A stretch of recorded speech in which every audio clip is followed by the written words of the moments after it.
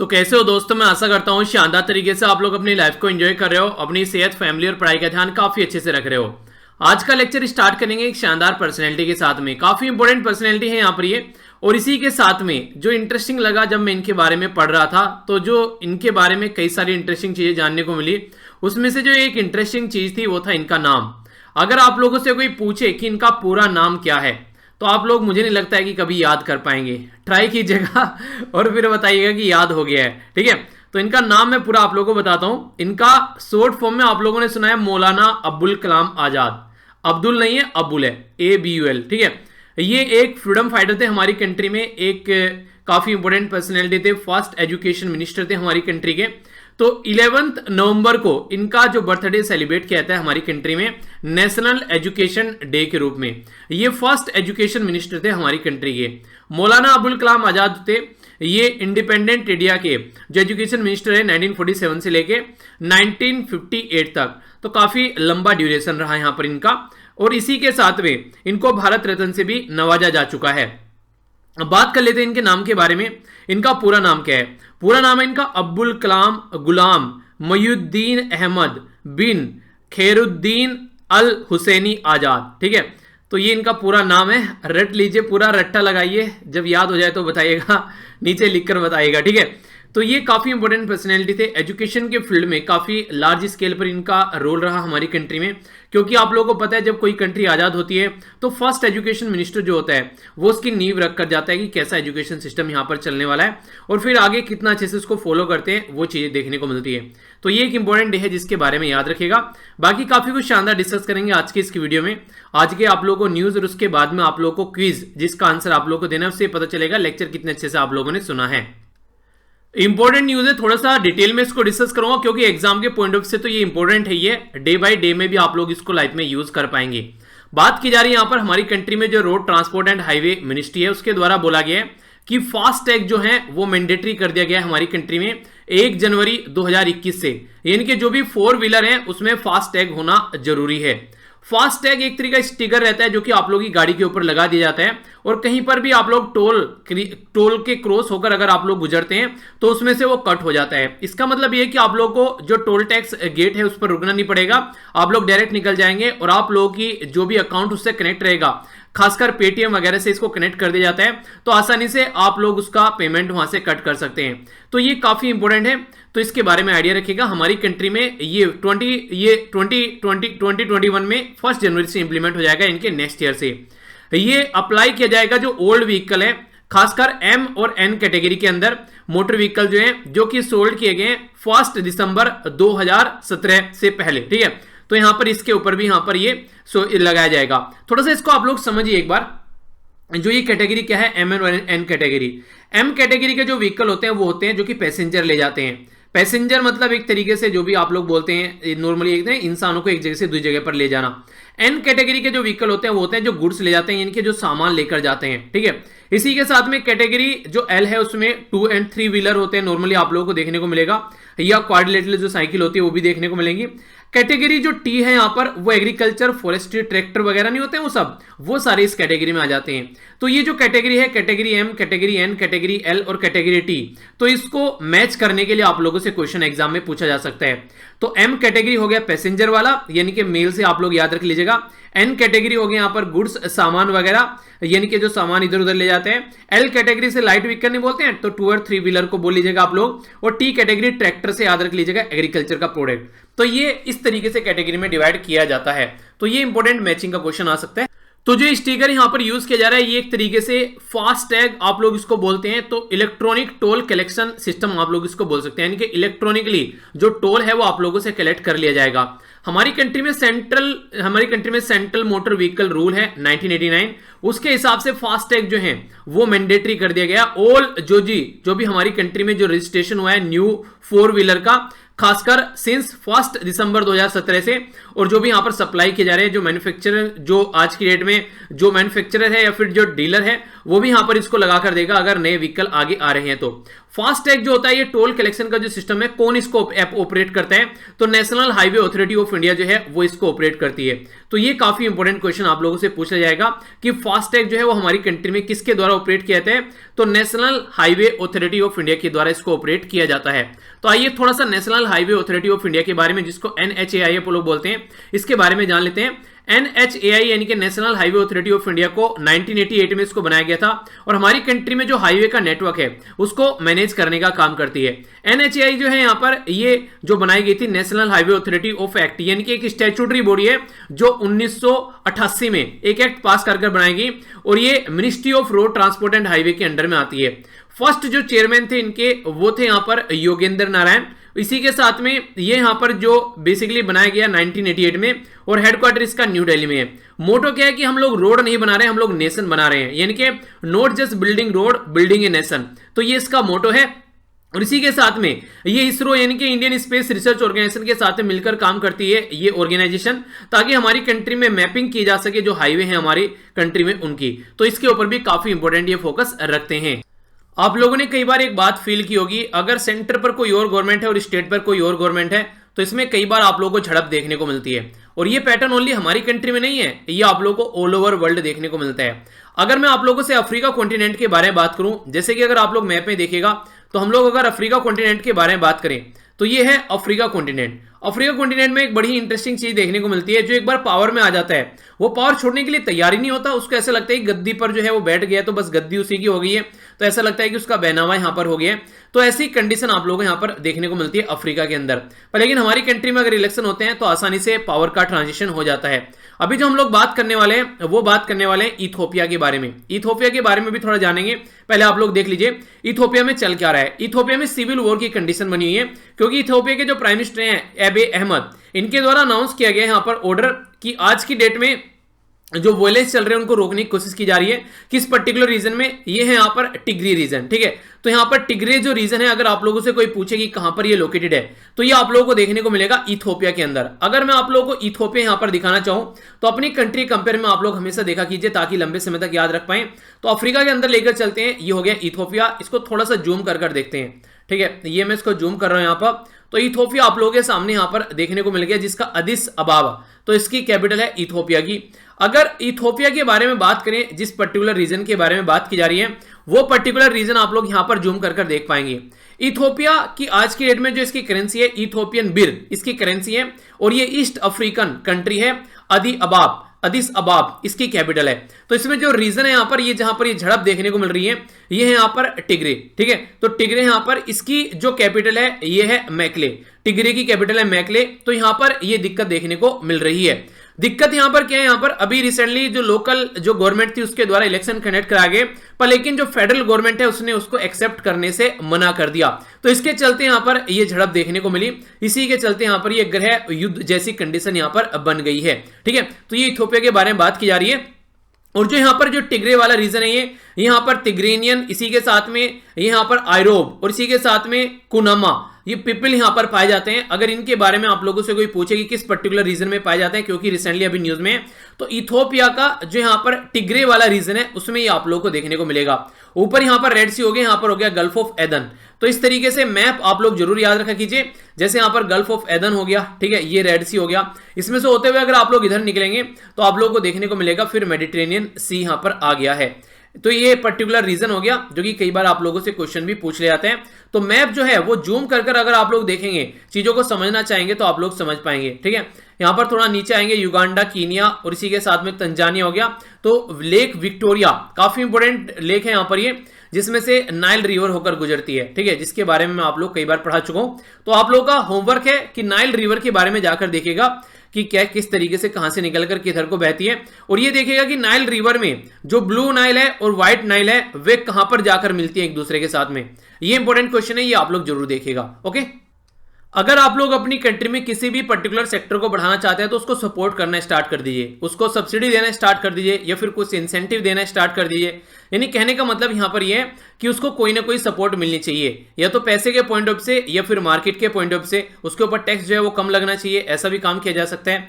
तो इसी में यहां पर हमारी कंट्री में एक सिस्टम है जिसको बोलते हैं PLI, प्रोडक्शन लिंक इंसेंटिव, यानी कि एक तरीके से प्रोडक्शन से रिलेटेड जो इंसेंटिव है वो यहां पर लिंक कर दिया जाता है, जिसके चलते उनको काफी फायदा देखने को मिलता है।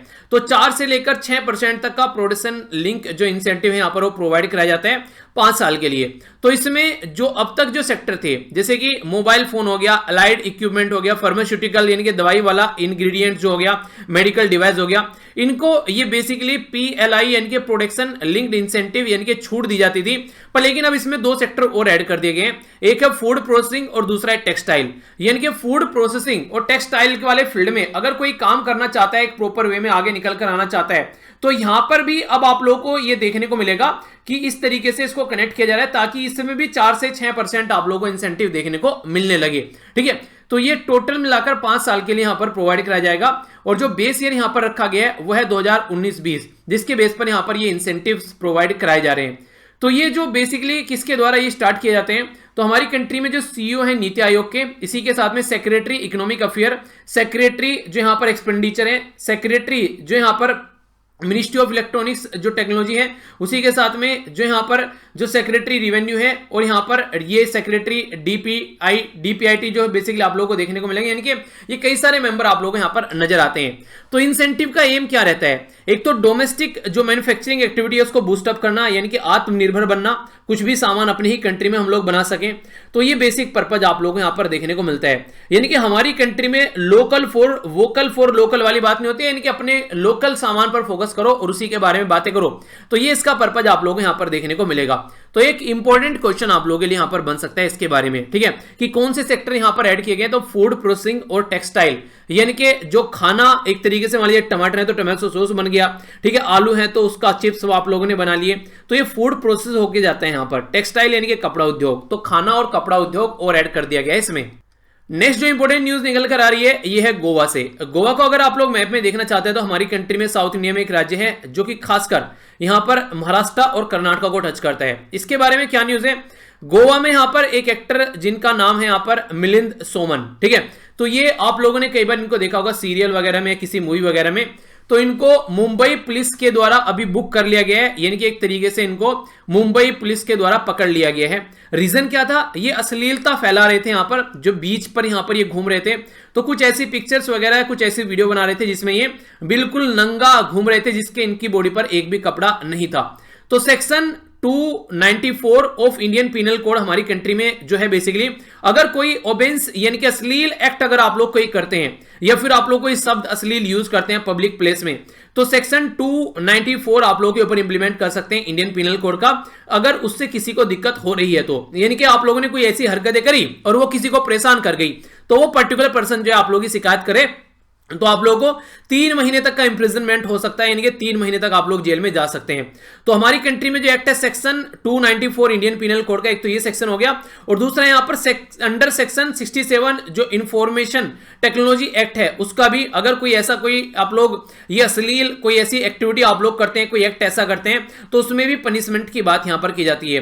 तो 3 महीने तक यहां पर जेल में रखा जा सकता है पर्टिकुलर पर्सन को, अगर कोई गंदी हरकतें यहां पर करता हुआ पाया जाता है और उसकी वो हरकतें से कोई इंसान परेशान होकर उसकी शिकायत करता है, तो तब आप लोगों को यहां पर ये कंडीशन देखने को मिलेगी। तो ये दोनों जो सेक्शन है ये इंपॉर्टेंट है, तो ये अभी रिसेंटली न्यूज में भी है, तो बैकग्राउंड की इंफॉर्मेशन आप लोगों से क्वेश्चन की फॉर्म में पूछी जा सकती है। हमारी कंट्री के जो प्राइम मिनिस्टर हैं वो कौन है, नरेंद्र मोदी जी। इनकी कॉन्स्टिट्यूएंसी कौन सी है, वो है वाराणसी यानी कि बनारस, जो कि उत्तर प्रदेश में पड़ता है। तो इसी उत्तर प्रदेश में जो वाराणसी वाले एरिया में इनके द्वारा सारनाथ लाइट और साउंड शो यहां पर स्टार्ट किया गया है। आप लोग अगर अक्षरधाम गए हैं तो आप लोगों ने अक्षरधाम में वो शो देखा होगा जो लाइटिंग शो रहता है इवनिंग के टाइम पर।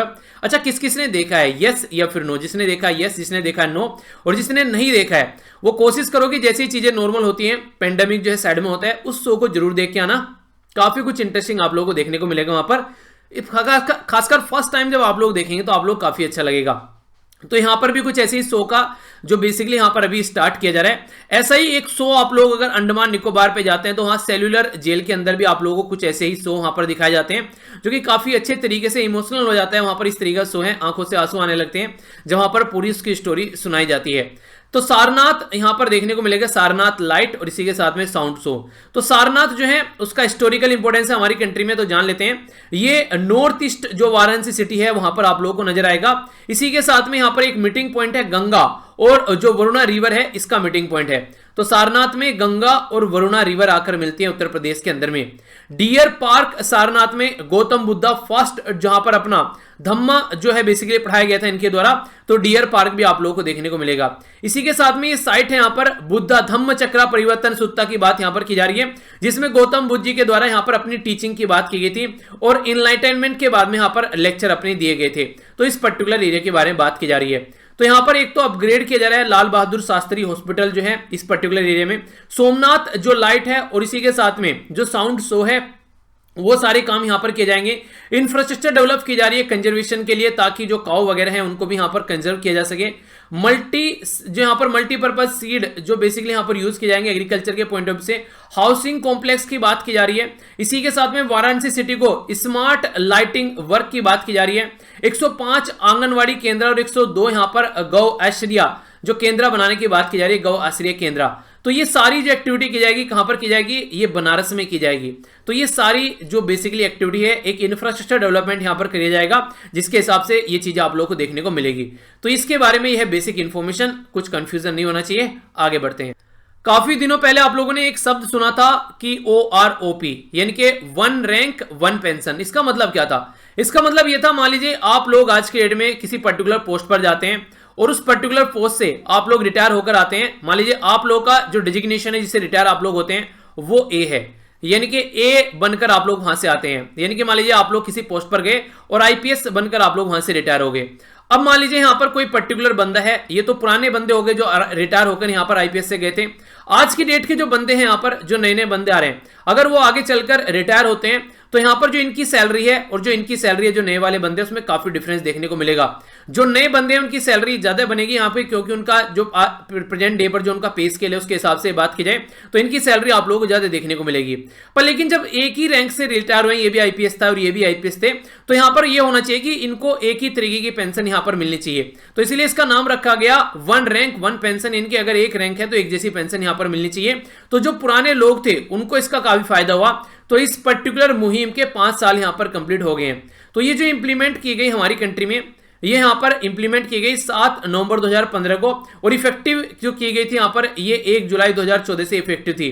अगर बात करूं इसके बारे में तो ये काफी इंपॉर्टेंट है यहां पर हमारी कंट्री में। ये 7th पे कमीशन के तहत यहां पर इसको इंप्लीमेंट किया गया था, वन रैंक वन पेंशन को। ठीक है, तो 7th पे कमीशन के द्वारा यहां पर बोला गया था कि इस तरीके से जो भी फायदे हैं यहां पर वन रैंक वन पेंशन के वो सबको पहुंचाए जाएंगे आराम आराम से। तो ये उसी के तहत यहां पर बोला जा रहा है कि चीजें जो हैं वो सही डायरेक्शन में चलती हुई नजर आ रही हैं। अब कितनों के अकाउंट में पैसे पहुंचे हैं, कितने बचे हुए हैं, तो वो तो अभी आगे देखने को मिलेगा। फिलहाल ये एक इंफॉर्मेशन है जो वन रैंक वन पेंशन के बारे में आप लोगों को पता होनी चाहिए। कुछ दिनों पहले आप लोगों ने एक न्यूज सुनी होगी जो कि आंध्र प्रदेश के, जो कि यहां पर अभी आंध्र प्रदेश गवर्नमेंट के द्वारा किया गया कि राज्य के अंदर कई सारे जो लोग हैं उनको प्राइवेट सेक्टर में बस उन्हीं को नौकरी मिलेगी जो वहां के लोकल लोग हैं। यानी कि on the line of Andhra Pradesh Haryana भी अभी चलता हुआ नजर आ रहा है। हरियाणा भी ये कर रहा है कि 75% जो प्राइवेट सेक्टर है हरियाणा के अंदर, वो हरियाणा के लोगों को ही वहां पर जॉब प्रोवाइड कराई जाएगी। यानी कि स्टेट असेंबली जो है उसके द्वारा Haryana state employment of local candidate bill 2020 ये लाया गया है, जिसके चलते मोर एम्प्लॉयमेंट जो हरियाणा के लोग हैं उनके लिए यहां पर क्रिएट करने की कोशिश की जा रही है, खासकर प्राइवेट सेक्टर में। तो यहां पर बेसिकली जो कंसर्न है वो ये है कि अगर इस तरीके से हम लोग काम करते हैं तो आर्टिकल 16 का हनन होता है। आर्टिकल 16 क्या बोलते हैं? आर्टिकल 16 हमारी कंट्री में जो संविधान में पार्ट 3 में रखा गया है। पार्ट 3 में क्या है? फंडामेंटल राइट है, आर्टिकल 12 से लेकर आर्टिकल 35 तक। तो इसी के बीच में आप लोगों को एक आर्टिकल 16 भी देखने को मिलेगा। आर्टिकल 16 यहां पर यह कहता है कि एक तरीके से इक्वल अपॉर्चुनिटी मिलनी चाहिए सबको काम की, पब्लिक एम्प्लॉयमेंट में उसमें कोई भेदभाव आप लोग नहीं कर सकते। यानी कि एक राज्य में अगर जो लोग हैं उनमें इक्वल अपॉर्चुनिटी होनी चाहिए। ऐसा नहीं कि ये पोस्ट इसको मिलेगी या फिर ये पोस्ट इसको मिलेगी, तो ऐसा नहीं होना चाहिए। पर लेकिन हरियाणा गवर्नमेंट ने क्या बोला? हरियाणा गवर्नमेंट ने ये बोला कि आर्टिकल 16 जो है वो पब्लिक एम्प्लॉयमेंट के बारे में बात करता है, यानी कि गवर्नमेंट की जो जॉब है उसके बारे में बात करता है, वो प्राइवेट एम्प्लॉयमेंट के बारे में कुछ नहीं बोल रहा है। और हम लोग जो यहां पर ये पर्टिकुलर जो अभी यहां पर जो ये बिल लेकर आ रहे हैं ये प्राइवेट सेक्टर के लिए है, ना कि पब्लिक एम्प्लॉयमेंट के लिए है। तो ये काफी इंपॉर्टेंट है। देखिए लूप होल यूज किए जाते हैं इस तरीके से बचने के लिए, ताकि उनमें से निकलकर ये अपना फायदा उठा सके। अच्छा, आप लोगों से पूछो आप लोग क्या सोचते हैं इसके बारे में, तो आप लोगों की क्या राय है, आप भी अपनी राय बता सकते हैं। तो आइए देख लेते हैं क्या क्या हम लोगों ने डिस्कस किया। नेशनल एजुकेशन डे देखा सबसे पहले, यहां पर मौलाना अबुल कलाम आजाद साहब के बारे में हम लोगों ने थोड़ा जाना, तो इंपॉर्टेंट था, इसके बारे में आप लोग आइडिया रखेगा। नेक्स्ट यहाँ पर जो बात की गई, ये बात की गई फास्ट टैग के बारे में इंप्लीमेंट किया जा रहा है हमारी कंट्री में, और इसी के चलते national highway authority of India के बारे में जाना। नेक्स्ट यहाँ पर जो न्यूज है ये बात की जा रही है यहाँ पर, ये हमारी कंट्री नहीं, सॉरी, इथोपिया के बारे में बात की जा रही है। तो इथोपिया को डिटेल में समझा, क्या क्या चीजें हैं वो जानी हम लोगों ने। नेक्स्ट यहाँ पर PLI यानी कि जो प्रोडक्शन लिंक्ड जो इंसेंटिव है उसके बारे में हम लोगों ने जाना है डिटेल में। नेक्स्ट यहाँ पर हम लोगों ने जो बात की, ये एक पर्टिकुलर एक्टर के बारे में बात की जो अश्लील हरकतें फैलाते हुए नजर आए, तो इनको बुक कर लिया गया। नेक्स्ट हम लोगों ने यहाँ पर बात की, प्राइम मिनिस्टर मोदी जी वाराणसी जा रहे हैं, वहां पर कई सारी चीजें इनोग्रेट कर रहे हैं, वो सारी चीजें हम लोगों ने जानी। इसी के साथ में 1 रैंक 1 पेंशन के बारे में हम लोगों को जानने को मिला।